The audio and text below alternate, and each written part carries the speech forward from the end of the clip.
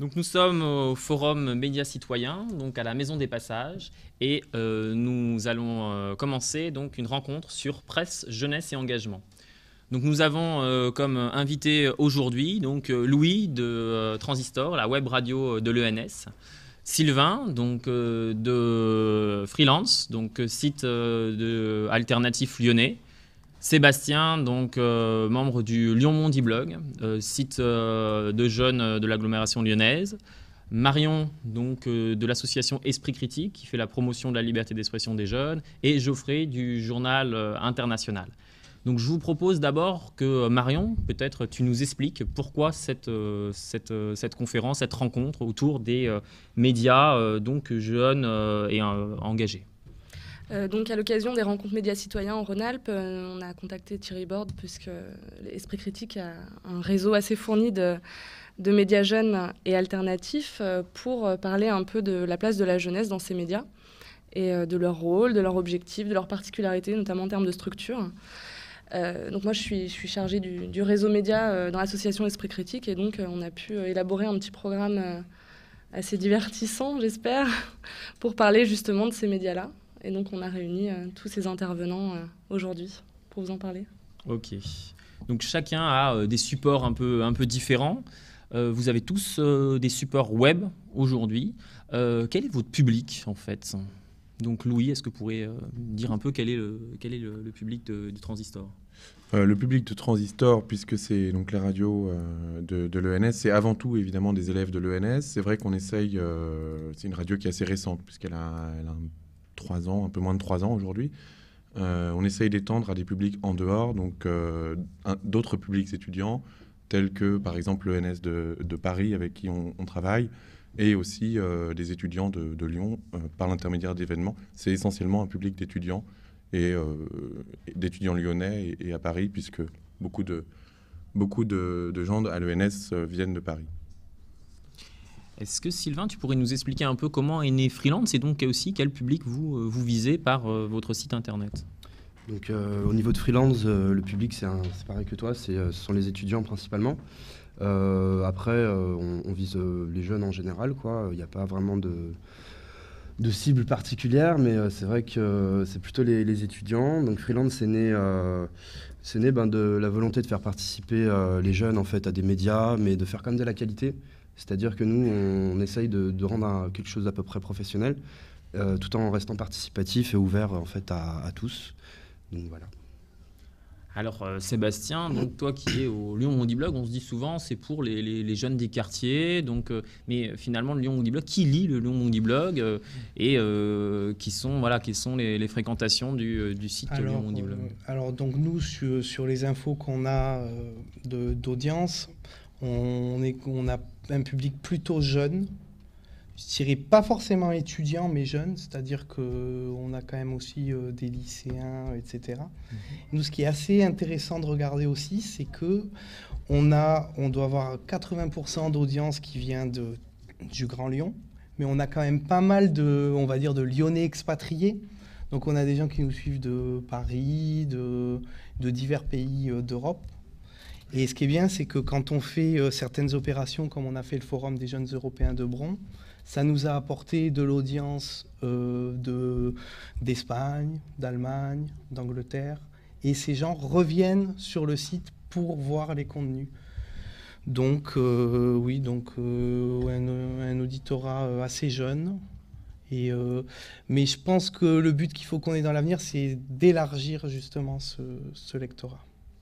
Alors Geoffrey, Journal International, donc c'est aujourd'hui une diffusion nationale déjà et presque même pratiquement internationale, ça commence à se mettre en place. Un site internet aussi, donc à la base un média étudiant, mais donc qui c'est que vous visez concrètement? Qui c'est que vous essayez? Quel est le lectorat? Quel est l'éditorial et pourquoi? Enfin voilà, quelles sont les personnes que vous essayez de toucher avec votre... Alors le Journal International a été créé il y a 4 ans. C'est un journal fait par des étudiants, mais pas essentiellement pour les étudiants. Notre public, on va dire que sur le site, on voit que notre public n'est pas qu'étudiant, puisque la tranche d'âge se situe entre 18 et 34 ans, répartie partout dans le monde. la France en premier, les États-Unis en deuxième, l'Inde, le Canada et l'Allemagne. Souvent, ce sont des Français qui habitent là-bas. Et nous, notre ligne éditoriale, c'est de faire des articles sur des infos qui passent inaperçues sur les plateaux télé, dans la presse en général.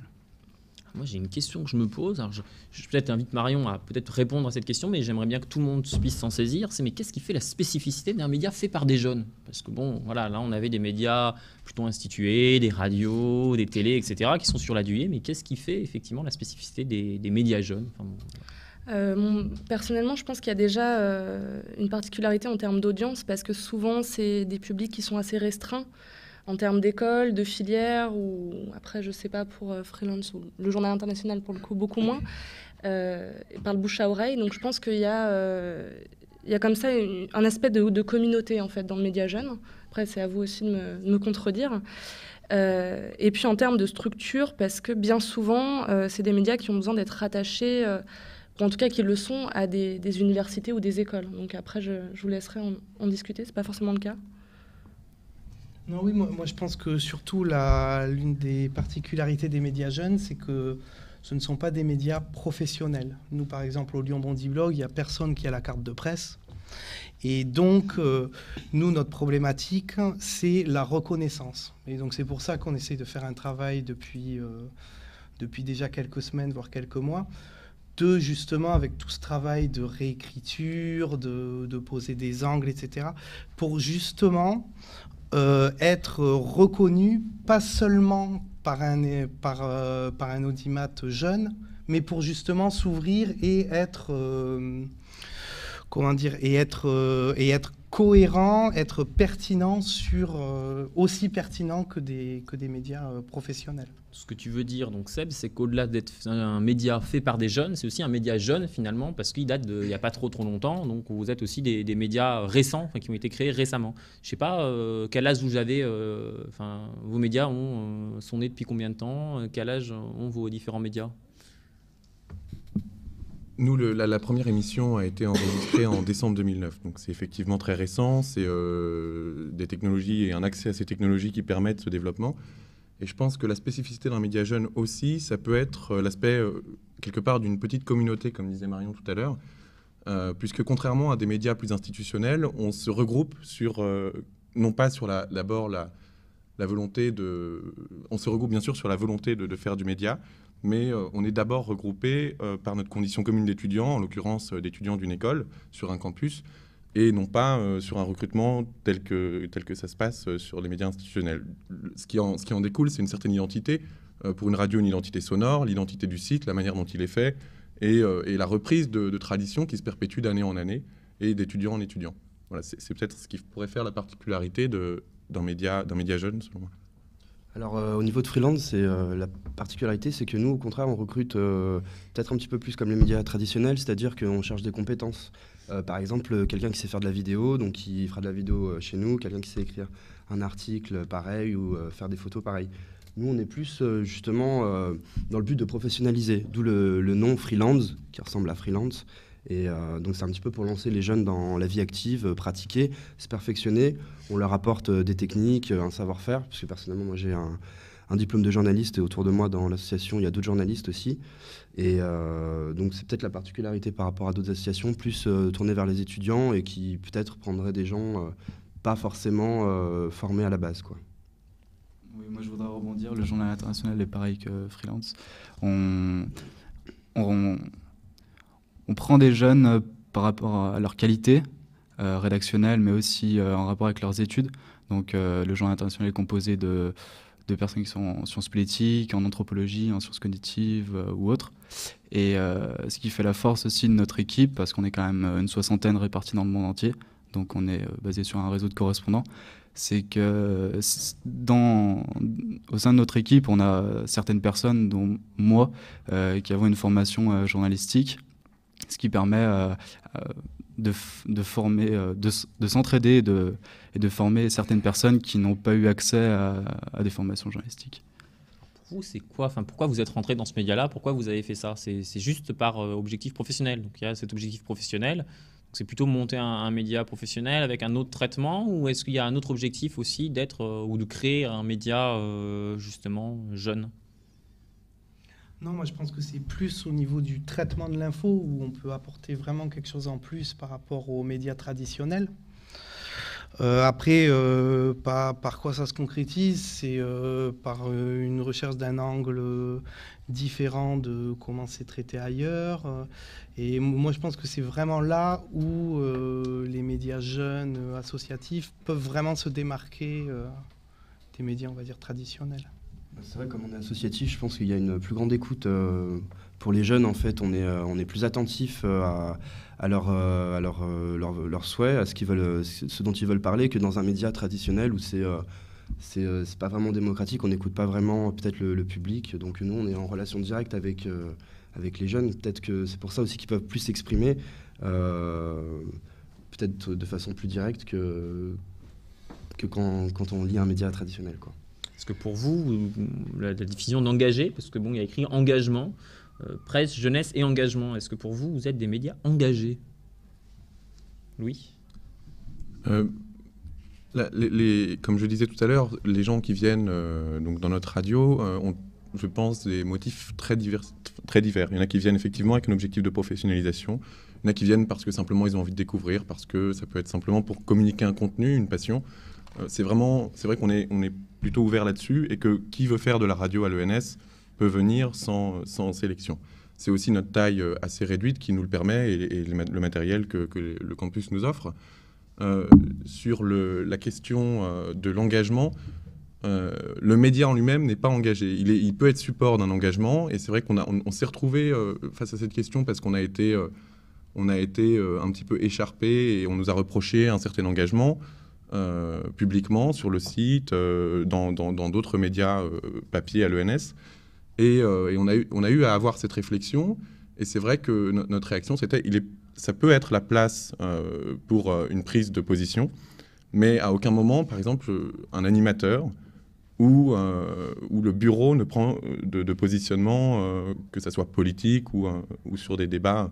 En revanche, les invités, les chroniqueurs, les gens qui participent aux émissions sont effectivement là pour ça et on veille à ce qu'il y ait quelque part une balance, ce qui n'est pas toujours évident. L'engagement, en fait, c'est de laisser parler les jeunes, en fait, c'est ça. C'est de leur laisser une liberté d'expression et sans les bâillonner du tout, quoi. Donc, c'est ça. Nous, on fait quand même attention. Là, dernièrement, ça me rappelle, on vient de recruter une étudiante vénézuélienne et à la dernière conférence de rédaction, le débat était là sur l'engagement puisqu'elle voulait faire un article sur les élections qu'il y a eu précédemment au Venezuela. Et elle voulait écrire un article sur, soi-disant, le coup d'État qu'aurait fait Chavez s'il n'avait pas été élu. Et du coup, on s'est posé la question, est-ce que c'est objectif ? Enfin, est-ce qu'il y a une neutralité ? Est-ce qu'on s'engage dans une voie politique? Donc c'est assez difficile, mais on reste pour la plupart du temps assez neutre. Et on ne s'engage pas trop pour le niveau politique. Alors on a différents médias dans la salle. Moi, j'aimerais bien aussi faire intervenir au moins 2 personnes. Donc peut-être Audrey, donc pour son travail de rédactrice en chef à la Gazette, et peut-être Raouf aussi sur la mise en place de son site internet, donc de caricatures sur la politique en Tunisie. Donc peut-être, je ne sais pas si l'un après l'autre, vous pourriez intervenir sur vos supports et sur cette question d'engagement. Y a-t-il un engagement Est-ce que le média jeune est un média engagé? Il marche ou... Ouais, c'est bon. Pour ma part, j'ai créé un site, un blog sur la politique de mon pays d'origine, à savoir la Tunisie. Il y a pas mal de dérives qui se font en ce moment, voilà, comme vous entendez certainement, à travers les différents médias. Et puis, bon, je suis là juste dans un premier temps pour extérioriser ce qui est en moi, et puis voilà, ensuite dans un deuxième objectif, peut-être chercher la professionnalisation, tout simplement. Voilà.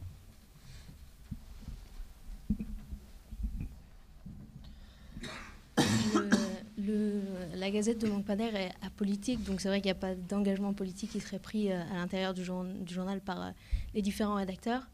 Mais après, si certains ont envie d'exprimer des idées plus personnelles, en général, on leur laisse la liberté de parole.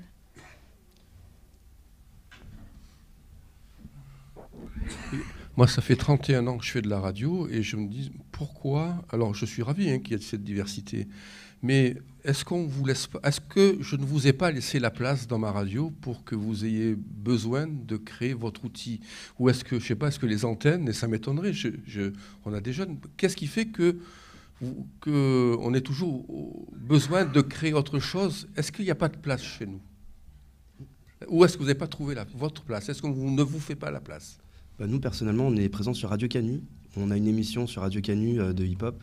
Je suis réconforté alors. Voilà, donc on est présent aussi sur les médias. Après, c'est vrai qu'on avait aussi envie de créer nos propres choses. Je pense que, bon, on a nos idées et puis on a envie de peut-être de... C'est quoi votre radio? Radio Méga à Valence. Mais je sais qu'il y a des étudiants qui font des émissions, et puis on a 3 émissions de lycéens et une émission d'étudiants. Mais par contre, je viens sur ta web radio, il y a le réseau des radios campus, qui sont des historiques de la libéralisation de la bande FM en France, quoi.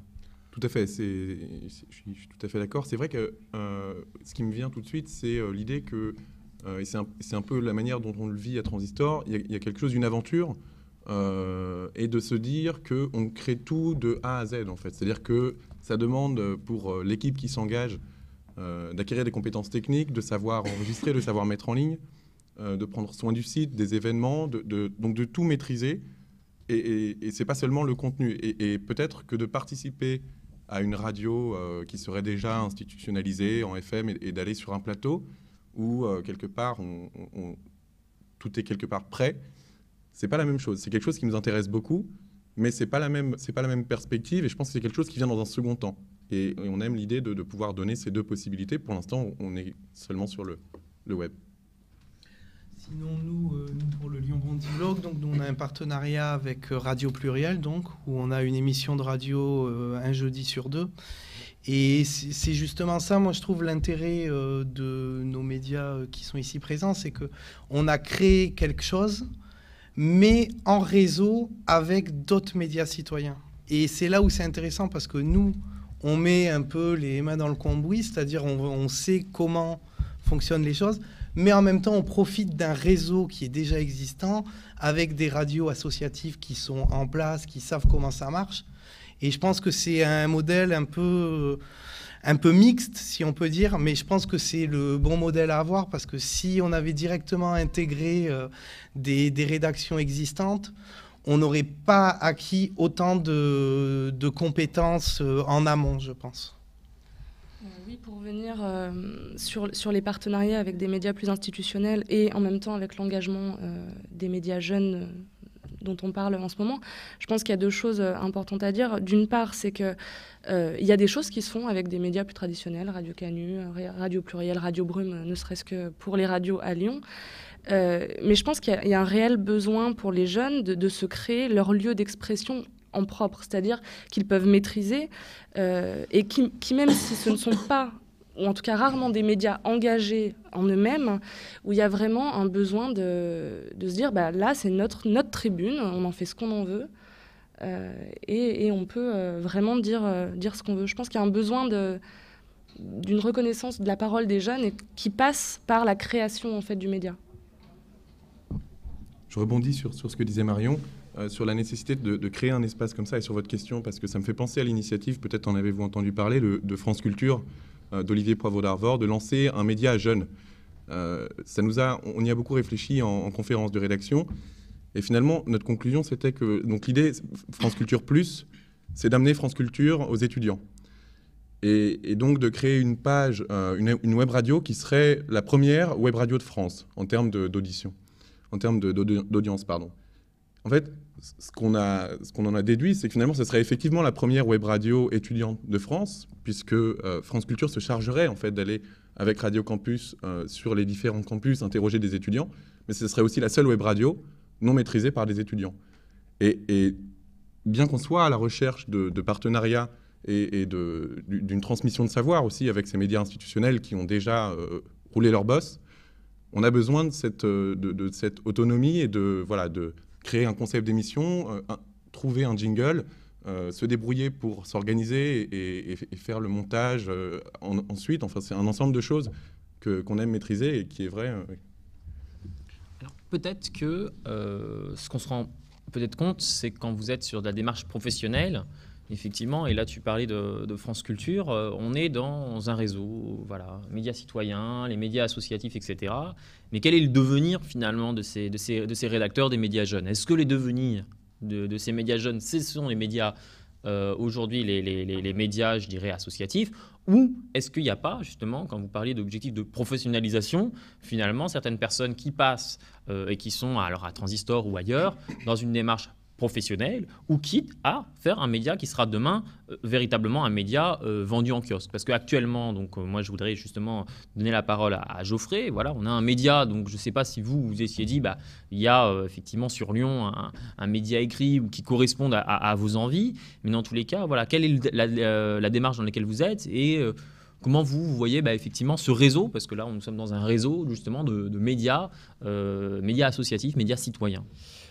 Alors nous, dernièrement, on a compris que, bon, c'est un peu présomptueux de notre part, mais qu'on avait vraiment peu de concurrence en rapport avec ce qu'on fait, puisque notre plus grand concurrent pourrait être le Courrier international, mais encore eux prennent des articles et les traduisent, alors que nous, notre ligne éditoriale, c'est de faire des articles au sein des pays mêmes. Donc on recueille plusieurs articles, mais de nos correspondants. Après, au niveau du futur, on aimerait, oui, que cela devienne une véritable entreprise. Et comme tu l'as souligné, nous sommes diffusés. Alors, au tout début, on était diffusés dans les kiosques juste à Lyon. Désormais, on est diffusé pour le dernier numéro. Il a été diffusé dans 9000 points de vente en France et dans d'autres pays francophones, dont le Canada, le Liban, la Roumanie, l'Autriche et bien d'autres. Alors moi, j'aimerais avoir l'exemple d'une rédactrice qui fait partie de différents médias, donc, qui sont les vôtres, qui sont une rédactrice du Lyon Mondi Blog et du Journal International, donc, qui est ici présente, qui s'appelle Sophia Azedine. Donc voilà, donc j'aimerais qu'elle nous explique quelle est sa démarche et pourquoi elle a décidé de faire partie donc, de ces médias-là et finalement de s'y engager ou d'y rédiger des papiers. Donc voilà, voir un peu ton expérience pour essayer de comprendre quelle est la trajectoire de ces jeunes qui deviennent rédacteurs donc, de ces médias jeunes. Eh bien, en fait, je voulais devenir journaliste depuis un certain moment, depuis que en fait, j'ai 15 ans. Et un jour, j'ai rencontré donc, une demoiselle qui était au Lyon Mondi Blog qui s'appelle Ibtissem.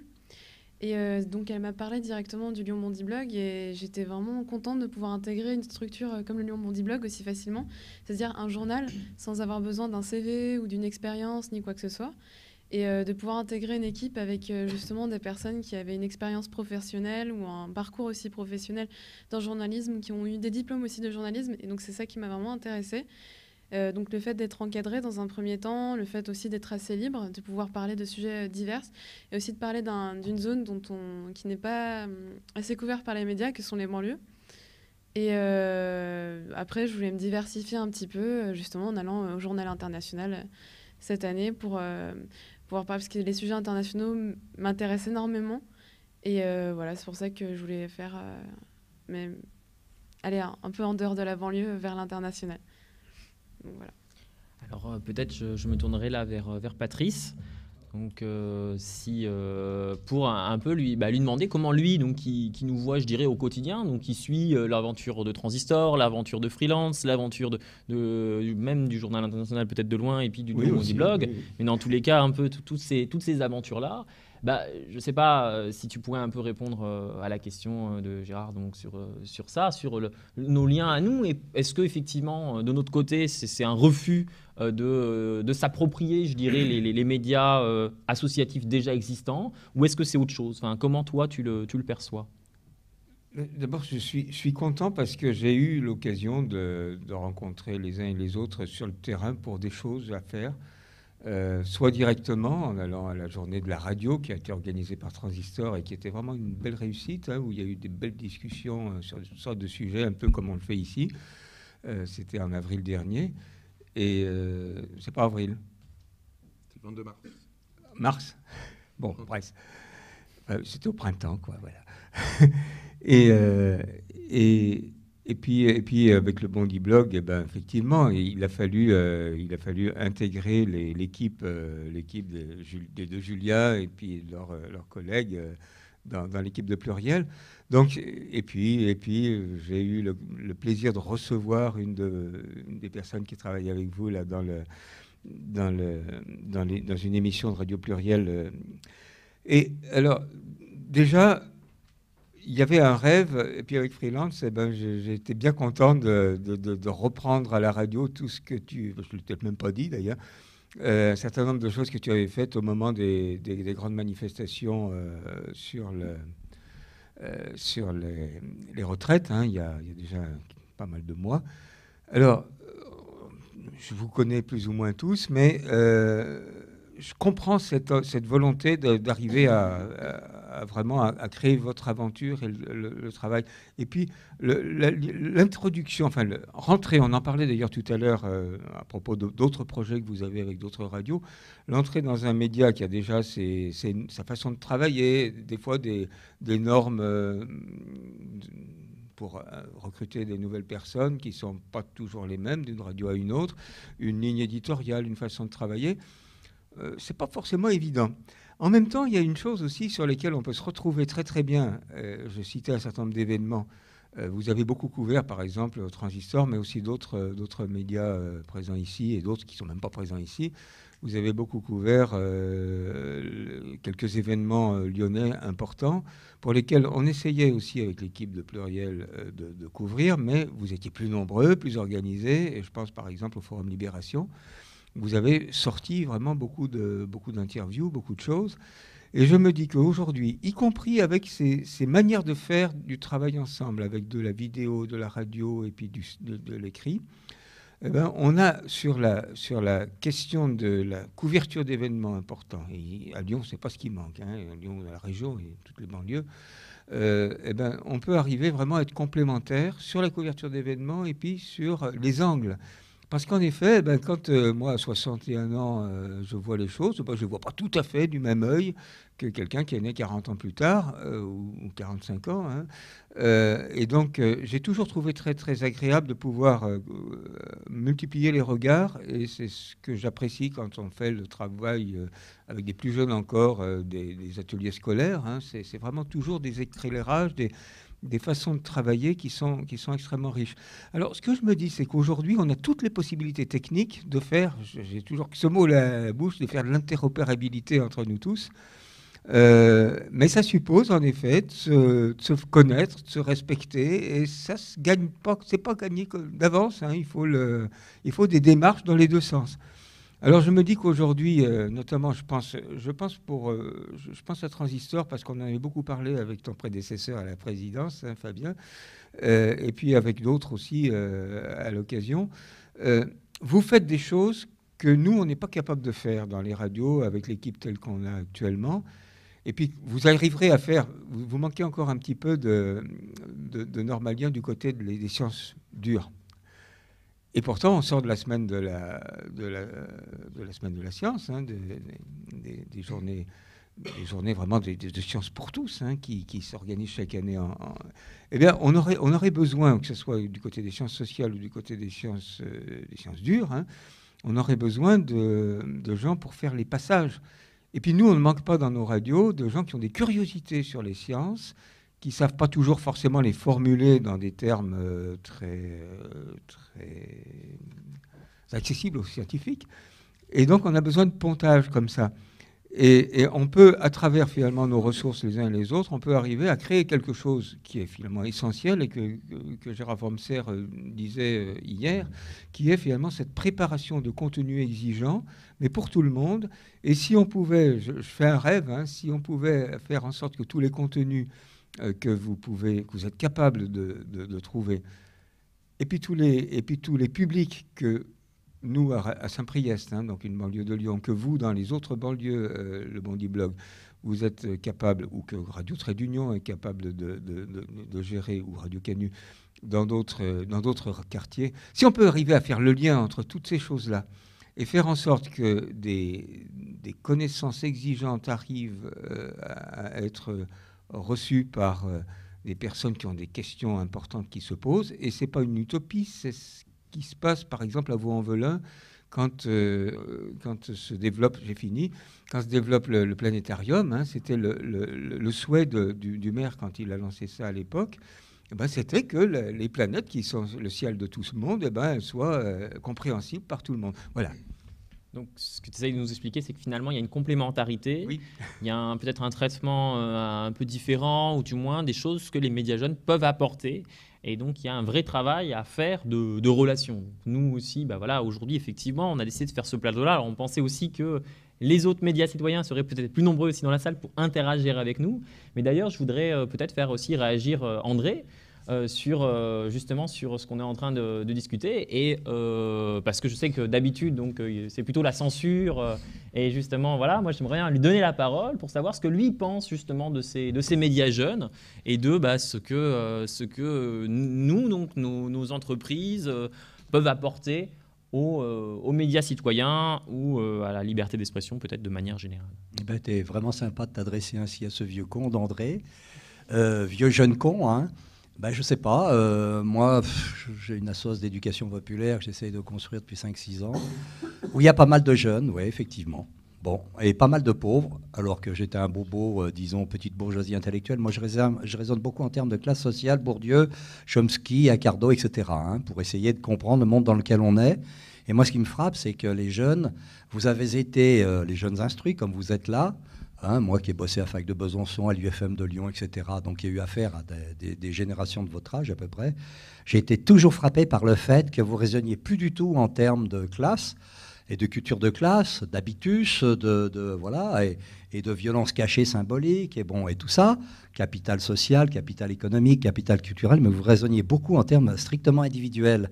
C'est-à-dire que le monde est fait d'un agrégat d'individus. Or, c'est précisément le concept du libéralisme, du capitalisme en phase globalisée, ultra-financiarisée, virgule, cancer de l'humanité de la planète d'aujourd'hui. Si on ne fait pas cette analyse, on est mort à la fin de ce siècle. Hein. Toutes les analyses vont dans le sens des meilleurs chercheurs scientifiques, biodivers, etc., et aussi du climat. Alors, moi, mon problème, c'est qu'il faut qu'il y ait une interaction. Je vois, par exemple, mon copain Guigui, qui travaille à... oui, si je dis Guigui, c'est bon, il ne sera pas repéré. Qui a fait des émissions avec moi sur l'exploitation qu'il subit à 22 ans dans une société dont on se sert beaucoup là, pour expédier des bouquins rapidement. On ne va pas dire non, hein, c'est une société américaine. Ou quand je discute avec Laetitia, qui gère notre site, plus ou moins bénévolement, bon, je lui ai fait 2-3 voyages, comment dire, il y a une interaction à essayer de trouver, alors là, elle n'est pas facile, il n'y a pas de recette, ni rien du tout, entre, comment dire, des savoirs engagés, dirait Bourdieu, ou comme Chomsky le dit aussi, comment devenir un intellectuel, même si on n'est pas totalement un intellectuel, comment sortir de cette vision du monde un peu à la Thatcher, qui dit, ou de Reagan, ou des théoriciens libéraux hein, de l'école de Chicago, qui disent il n'y a pas d'État, il n'y a pas de groupe, il n'y a pas de classe, il n'y a pas de syndicat, la société n'est qu'un ensemble d'individus et de familles. Comment donc, alors moi je parle du côté du vieux con, hein, comment aider à partager des analyses qui permettent de comprendre que nos médias doivent s'appuyer, ou devraient, ou pourraient s'appuyer sur des forces sociales qui existent déjà, qui se débattent comme elles peuvent, dans des HLM qui pourrissent sur pied, ou dans des luttes écologiques de petits producteurs bio qui se font leurs 600 € par mois péniblement, en remplissant des paniers d'AMAP pour 80% de bobos dans les AMAP. Comment arriver à sortir de ce bordel en faisant des analyses sur quelles forces sociales on peut s'appuyer pour se bouger. Voilà. Donc, moi, je ne vois d'autre solution que des participations à des actions concrètes, quoi. Bon, nous, on est sur l'idée d'acheter du matériel pour faire des projections en bas des HLM. Ça marche bien avec les groupes en transition du Val-de-Drôme. Je viens avec des graines de courge, des plants comment ça s'appelle ça, topinambour rose, des plants de framboisier. Et il faut qu'on sorte de là, qu'on ait planté quelque chose de vie au pied des HLM. Bon, ça se fait déjà. Hein, c'est à Lyon, je sais qu'il y a eu pas mal de guérillas potagères. C'est un peu dans ce style-là. Mais on passe aussi des petits films.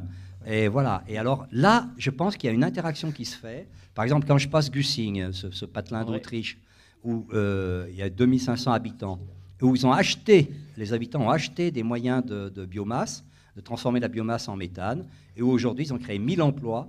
Je ne crois pas qu'on puisse avoir une discussion sur le fond, créer du lien social par les radios, tout ça. Je termine. Hein. C'est peut-être un peu du flanc. L'alliance avec les jeunes, elle va se faire sur comment créer de l'emploi local, massif, propre, notamment en se réappropriant les terres agricoles périphériques, hein, comme cette municipalité de Montsartou dont je parle beaucoup. Merci hein. beaucoup. Et là, c'est 1 million d'emplois de ce côté-là. Donc, dans les énergies, c'est des centaines. Voilà. Si je comprends bien, donc, ce que tu essayes de nous dire, c'est qu'effectivement, actuellement, il y a une pratique plus individuelle du média. Et rien que dans la pratique du média, on s'aperçoit aussi que les jeunes ont peut-être une pratique, je dirais, plus concise, peut-être, et en même temps une expérience, je pense, de votre part. Enfin, bon, quand on vous écoute, hein, vraiment, des fois, on y passe des heures. Enfin, on a invité, je pense, la fois où, effectivement, ça a été à Esprit Critique une révélation. C'est la fois où on a invité Patrice Berger et Thierry Borde. Ils avaient 2 heures à se partager. Patrice a pris la parole. 2 heures après, il l'a lâché. Et à ce moment-là, on s'est dit, qu'est-ce qu'on fait? Et il y avait Thierry qui était comme ça, tout rouge. Donc voilà, donc je pense qu'effectivement, de votre côté, il y a tout un savoir à transmettre, énormément de choses à dire, et je pense à nous apporter. Maintenant, moi, j'aimerais revenir sur ce que tu disais. Donc voilà, donc on est une espèce de bande alors d'intellectuels, entre guillemets, mais surtout avec une pratique individualiste.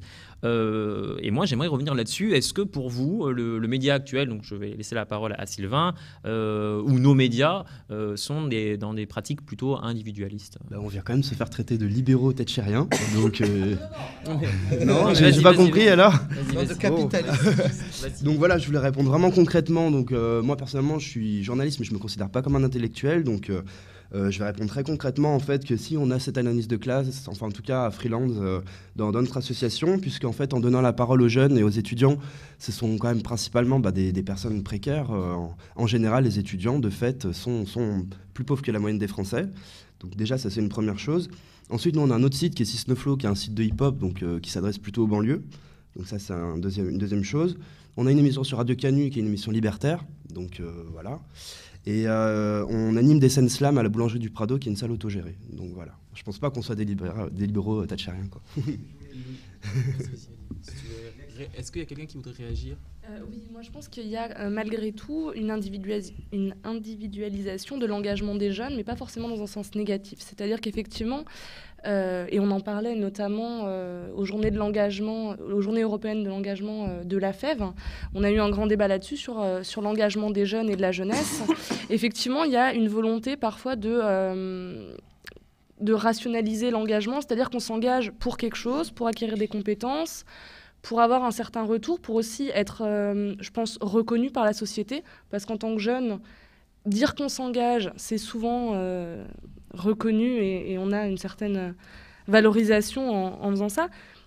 Après, dans les médias, la recherche de professionnalisation dont on parlait, parfois c'est une recherche de professionnalisation du média, comme c'est le cas dans le journal international, mais il y a parfois une recherche de professionnalisation de l'individu. C'est-à-dire qu'on a la volonté de faire du journalisme et on va passer par des médias jeunes, alternatifs, entre guillemets non professionnels, pour se former, pour faire un peu nos classes, avant de pouvoir dire « j'ai cette expérience-là, engagez-moi dans un journal plus traditionnel ».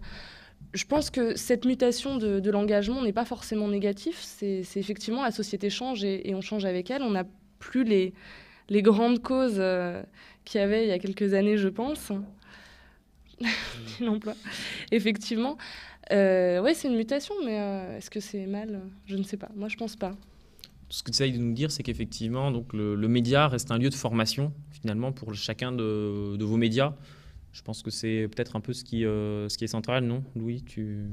Non, moi, la question de l'individualisme, c'est vrai qu'on ne se la pose pas tellement. C'est peut-être petit bourgeois, mais c'est vrai que l'individualisme, pour nous, dans l'engagement, ce serait savoir si les gens ont des perspectives de carrière, des perspectives de professionnalisation, des perspectives peut-être de tisser des réseaux par l'association. Et en fait, ce qui compte pour nous, c'est le travail en commun qu'on fournit lors des conférences de rédaction, lors de la production des émissions. Et même quelqu'un qui fait une émission type une chronique, donc tout seul, et qui la monte de A à Z et fait le travail seul, il y a un travail de réflexion après en conférence de rédaction qu'on essaye de mettre en place où toute l'équipe doit écouter une émission et où à la conférence de rédaction suivante, on en parle entre nous et on essaye d'avoir un échange constructif pour savoir par exemple comment ça peut être amélioré, pour saluer les choses qui nous semblent vraiment réussies et qu'on aimerait nous-mêmes atteindre. Et donc il y a une discussion qui est tournée à l'intérieur de l'équipe pour un contenu de qualité et surtout pour se faire plaisir et partager. du coup, l'individualisme, c'est vrai que c'est une question qui peut se poser quand on réfléchit à pourquoi quelqu'un s'engage dans l'association, mais ce à quoi on veille surtout, c'est à ce que ça n'ait pas de conséquences sur le contenu et sur la gestion partielle ou la gestion mauvaise, par exemple, d'une émission. De réflexion, d'abord, à quel âge vous allez arrêter de vous occuper de ces médias jeunes, parce qu'il va falloir passer le flambeau. Est-ce que dans vos statuts, vous avez prévu, je ne sais pas, une présidence tournante tous les 2 ans pour faire rentrer des plus jeunes que vous qui vont arriver lorsque vous allez avoir 25 ans ou 30 ans? Je ne sais pas à quel âge, quel seuil vous avez décidé qu'on était jeune ou qu'on commençait à devenir vieux. Ensuite, peut-être pour rattacher à la première conférence de ce matin, sur comment vous pouvez œuvrer dans l'intégration sociale. Hein, parce que, bon, André, je trouve qu'il était un peu dur, mais tu l'as bien répondu. Mais voilà, donc, quel rôle avez-vous dans le domaine de l'intégration sociale? Comment vous passez le flambeau à d'autres pour non professionnels, puisqu'il n'y a pas que des professionnels sur la table? Comment vous leur passez le flambeau? Comment vous leur transmettez vos savoir-faire? Je ne vais pas dire vos connaissances. Voilà, comment ça se passe, cette transmission, et œuvrer pour lutter contre justement l'exclusion sociale, pour aller vers les gens, vers les autres, quoi. Alors, nous, pour répondre à la question, au Journal International, au niveau de la rédaction, donc le directeur de publication, qui est Guillaume Marron, ne changera pas. Non, mais depuis que le journal existe, donc depuis 4 ans, certains ont déjà fini leurs études, mais ils sont quand même restés au Journal International, mais leur poste qu'ils avaient avant a été plus ou moins délaissé, donc ils ont passé le flambeau. Après, nous, ce qui est marrant dans notre rédaction, c'est que ça part et ça vient. Donc on a toujours des nouveaux. Là, en l'occurrence, à la rentrée de septembre, on a dû accueillir 5 ou 6 nouveaux rédacteurs. Et il y en a 5 ou 6 qui sont partis. On a perdu des correspondants dans des pays, mais on en a retrouvé d'autres. Donc on va dire que ça tourne assez régulièrement au niveau des chefs de service, au niveau de secrétaire général de rédaction, la rédaction en chef. Donc après, pour prendre mon exemple, moi je suis rédacteur en chef du site. En fait, je suis le premier, puisque le site a été créé en janvier dernier, enfin opérationnel en janvier dernier. Donc après, passer le flambeau, oui, mais avant tout, former certains à ce futur poste. Après, pour répondre à votre question sur comment on fait transmettre notre savoir, pareil, pour ce qui est par exemple de la rédaction d'articles, certains ont intégré le journal non pour des raisons journalistiques, mais plus pour écrire sur des sujets qui les touchent. Là, notre travail, c'est de les former dans la rédaction. Comment écrire un article, les bases. Et des fois, ça demande du temps, mais on va dire que le Journal International peut être aussi une forme de formation, pour les nouveaux arrivants. Alors, peut-être qu'effectivement, il y a des choses qui sont un peu différentes. Donc, on a peut-être des médias qui tendent à s'institutionnaliser, voilà, ou à se professionnaliser, comme on disait. Donc, peut-être que l'expérience de freelance, peut-être que Sylvain pourrait nous en parler. Est-ce qu'effectivement, il y a ce turnover au niveau des responsables? Mais après, on a effectivement ces autres médias où il y a un turnover très important. Et là, on a quand même 2 nouveaux responsables de médias. Hein, voilà, Louis, qui est ici présent, et Audrey, qui viennent juste chaudement d'arriver dans la direction de ces nouveaux médias. Donc peut-être qu'ils pourraient nous expliquer après, par la suite, comment ils sont arrivés et comment la transmission se fait. Donc peut-être d'abord, Sylvain, sur Freelance, et quels sont effectivement les objectifs. Est-ce qu'il y a un renouvellement à la tête de Freelance, ou est-ce qu'effectivement c'est... C'est vrai qu'il n'y a pas de renouvellement à la tête de Freelance, parce que c'est moi qui l'ai créé. Et bon, après, il a 2 ans le site, donc depuis 2010. C'est vrai qu'il n'y a pas de renouvellement. Donc justement, il faut absolument qu'il y ait un renouvellement. Moi, je ne veux pas être le chef ou quoi que ce soit. C'est juste que voilà, je suis la personne la plus disponible et la plus acharnée là, sur ce projet. Donc c'est pour ça que je reste effectivement là. Mais l'idée là, c'est vraiment donc en fait, pour faire un renouvellement, je pense que le système du collège solidaire, c'est bien. parce que ça donne plus de pouvoir à tout le monde et ça partage en fait les responsabilités. Je pense que c'est vraiment une solution pour impliquer tout le monde, mieux transmettre ce qu'on a à se dire et puis déléguer. Donc on va changer les statuts pour passer à ça et j'espère oui que du coup les responsabilités sont plus partagées, notamment on a des tout jeunes vraiment là et j'espère qu'ils vont continuer à s'impliquer. Donc il faut vraiment voilà, leur donner un champ enfin voilà.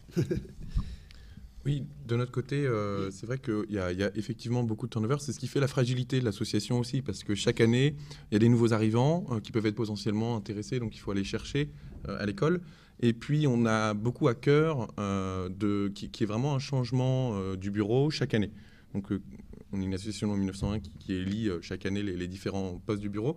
Et c'est une manière de ne pas trop personnaliser, par exemple, le poste de président, le poste de secrétaire, les différents postes du bureau, pour que ça reste, malgré la fragilité que ça implique, pour que ça reste quelque chose qu'on puisse transmettre et qui reste malléable, qui reste souple et adaptable aux générations qui arrivent. Et donc, je crois que pour la transmission, vous disiez le mot transmission tout à l'heure, c'est quelque chose qui permet ça aussi, puisque ça oblige du coup les générations à reprendre et à rentrer dans les postes à leur manière, tout en ayant à proximité les gens de l'année d'avant. Mais pour nous, c'est un peu le même fonctionnement. L'année dernière, j'étais aussi à la rédaction de la Gazette. Et tous les ans, on renouvelle les postes. Et donc, moi, j'y étais déjà. Et c'est en ayant déjà passé une année à l'intérieur que ça s'est transmis. Et que maintenant, je suis à la rédaction, chef de rédaction. Et enfin, voilà, c'est en étant tous ensemble, en travaillant ensemble, qu'après, chaque année, les postes tournent, quoi. Au Lyon-Mondi Blog, c'est pareil aussi, il y a une présidence tournante. Donc en fait, avant, il y avait une présidente tournante avec genre un an chaque année, on élisait justement un président parmi nous. Donc ça pouvait être quelqu'un qui pouvait ou non avoir de l'expérience justement dans le journalisme. Donc c'est ça qui était bien, qui avait des expériences professionnelles ou autres dans d'autres domaines, des études autres que celles de journalisme. Donc ça fait que ça ouvrait vraiment nos horizons et nos méthodes aussi. Et ensuite, on s'est plus tourné vers un collège justement solidaire, donc avec plusieurs directeurs. Et là aussi, on essaie de faire tourner, de former un maximum de personnes, justement, en donnant des responsabilités. Et ça fonctionne bien. Donc, voilà. Alors Marion, est-ce que tu pourrais nous dire comment effectivement, enfin à quoi sert Esprit Critique par rapport à ces médias-là, et est-ce qu'il y a un rôle ou pas d'accompagnement, quel est le rôle par rapport à cette évolution qu'ont les médias, et est-ce que c'est un rôle d'appui, d'accompagnement, enfin voilà, est-ce que tu pourrais nous en dire un peu plus? Oui, alors déjà par rapport au renouvellement des personnes et à la transmission, je voulais juste ajouter un mot, c'est-à-dire qu'en étant jeune et donc souvent étudiant, on est amené à bouger, à se déplacer en France, à l'étranger, et donc effectivement, je pense que le renouvellement se fait aussi par les conditions en fait de vie étudiante qui sont assez instables et en tout cas changeantes. Par rapport à Esprit Critique, donc nous, on n'a pas de production médiatique en notre nom. On aide à la production certaines associations. On met à disposition des moyens matériels parfois et humains. Il y a une réelle demande d'accompagnement et de lien. Je pense que nous, dans le réseau, ce qu'on fait beaucoup, c'est le lien, c'est-à-dire telle association a besoin d'un local, et on en connaît une qui a son local disponible. Est-ce qu'il y a possibilité de partager s'il y a aussi, par exemple, je pense à l'Equinox, qui est le journal des étudiants en art du spectacle, de Lyon 2, qui a connu quelques difficultés dans son organisation, donc qui nous a sollicité. On a apporté des réponses d'expérience, en tout cas, parce qu'on commence un peu à connaître comment fonctionne un journal étudiant. Donc effectivement, il y a des besoins, il y a des instabilités, je pense particulièrement dans le média jeune. Et donc, effectivement, nous, à Esprit Critique, notre rôle, c'est un peu de mettre en contact et de donner un petit coup de pouce aux médias.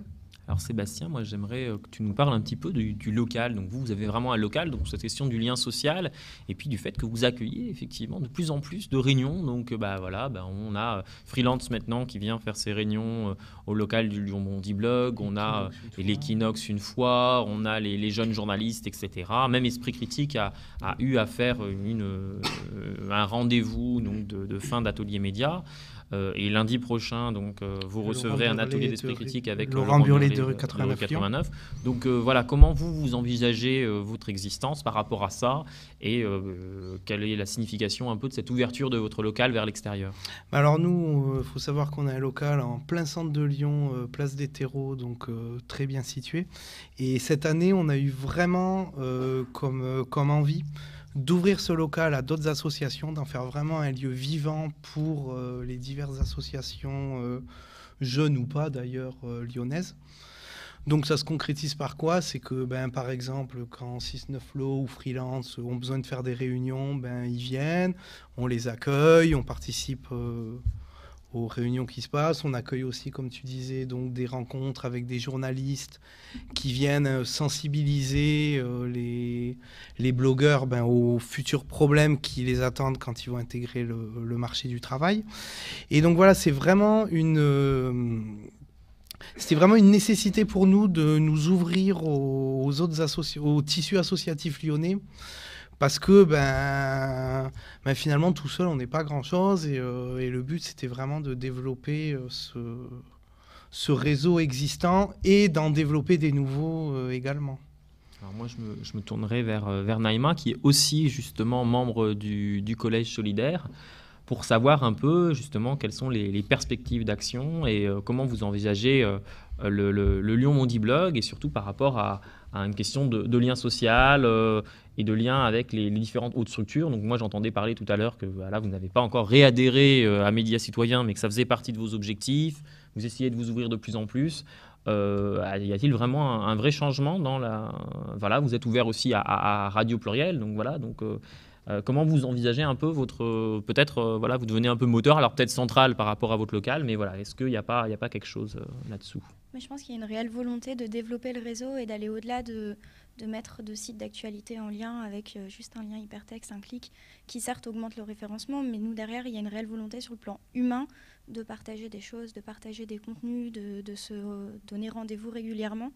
Et là, l'ouverture du local, qui est, c'est vrai, bien situé à Lyon, peut le permettre. On a la chance d'en avoir un, autant le faire partager, autant partager plus d'expériences avec d'autres personnes qui ont des parcours, qui n'ont pas forcément la même ligne éditoriale que nous, mais qui ont une volonté de faire un journal associatif. Et en ça, on se ressemble. Donc le local est ouvert aux associations, je précise, aux médias associatifs.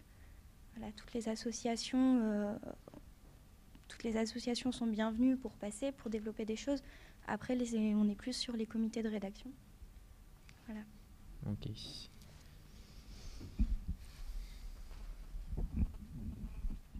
Oui, juste une réaction par rapport à ce qui vient d'être dit sur ces lieux collectifs ouverts.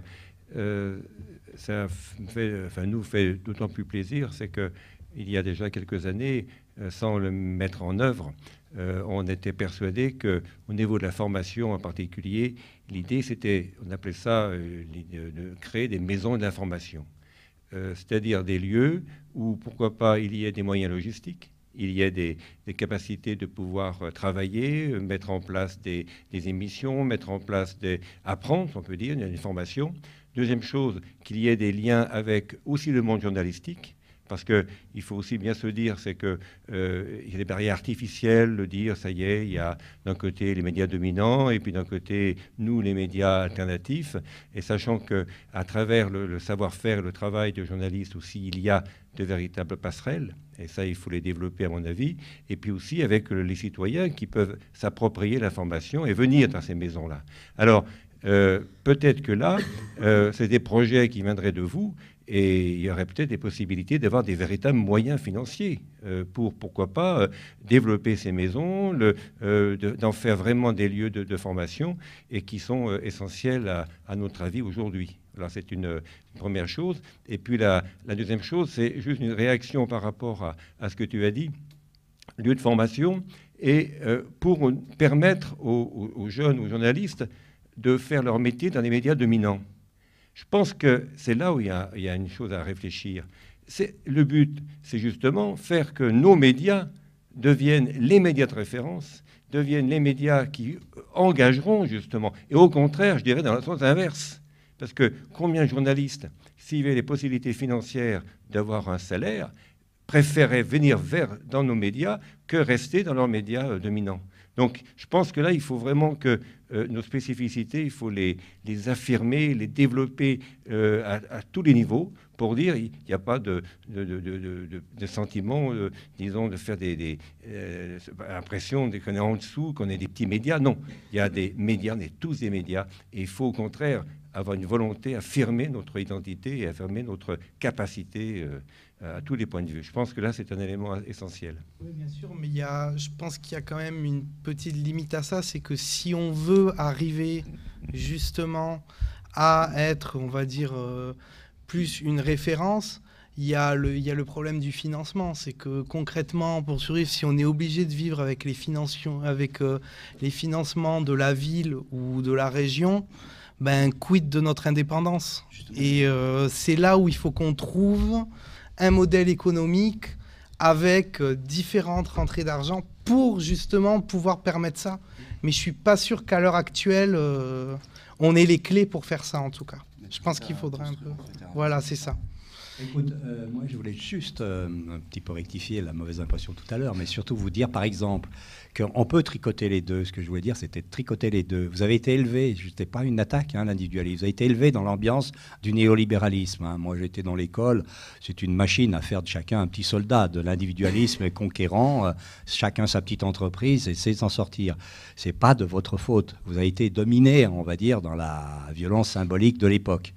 Puis il n'y a pas de boulot. Il n'y a pas de boulot. Je vois bien mon fils, il sort d'une école d'architecte, ils sont 4000 à sortir, pas de boulot. Donc voilà, c'était pas du tout de vous dire, vous êtes des petits individualistes qui poursuivaient une petite entreprise individuelle. Dans le droit fil de ce que vient de dire Gérard, connaissez-vous le Fakir, journal papier? Eh bien voilà, c'est des jeunes, je les connais un peu, je suis abonné, ce sont des jeunes, ils ont réussi, alors un peu ce que disait Gérard Wamser, en se démerdant, en étant complètement autonome des institutions, on m'a trouvé quand même des moyens. Et ils sont en train de lancer un canard qui fait badaboum, entièrement anti-système. Je pense que vous avez vu les solutions qui leur font peur, dernier numéro.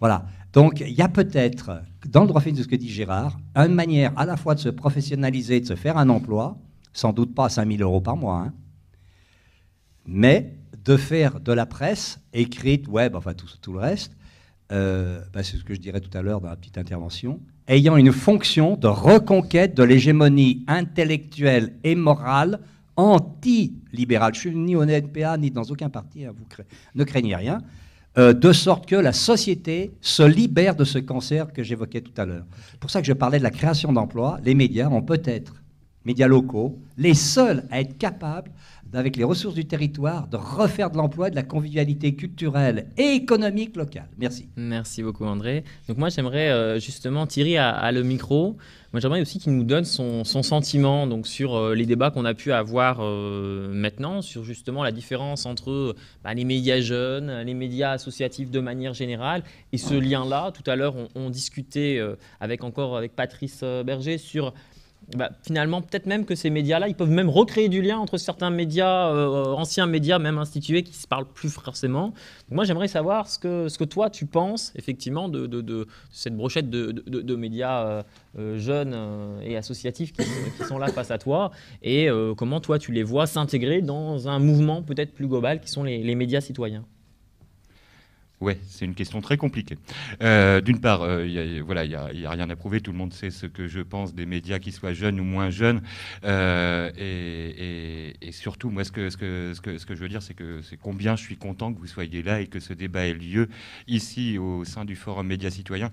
Parce que, ouais, justement, il y a cette importance que vous soyez là avec nous, que vous réfléchissiez. Alors c'est vrai qu'on vient d'entendre des discours assez radicaux, voilà, vous en faites ce que vous voulez, mais c'est vrai que ce que viennent de dire Gérard André a vraiment de l'importance. On est aujourd'hui peut-être, le forum là le prouve, à un moment où on réfléchit à ce que peuvent être les médias. On parlait des médias dominants, voilà, il n'y a plus de modèle qui marche. tout est remis en cause. Les lecteurs, les auditeurs, etc. remettent en cause les modèles traditionnels, cherchent autre chose. Nous, on cherche à faire autre chose depuis bien longtemps, 30 ans, les radios associatives. Vous, depuis peu de temps. Et en même temps, vous découvrez tout ce paysage et vous apportez une créativité qui est extraordinaire à ce paysage. Donc oui, il faut que vous intégriez ce paysage, il faut que vous soyez en lien avec tous les autres, il faut que vous existiez avec vos compétences, avec vos talents, avec vos médias. Et parmi nous, il faut qu'on trouve et qu'on fasse ces complémentarités-là et qu'on construise tous ensemble ce paysage médiatique de demain, parce que ce sera vous les acteurs de ce paysage-là. Donc voilà. Voilà, je pense que c'était une très bonne conclusion pour donc cette première étape télévisée et filmée, retransmise sur la télé. Donc nous pouvons continuer à échanger. Merci beaucoup.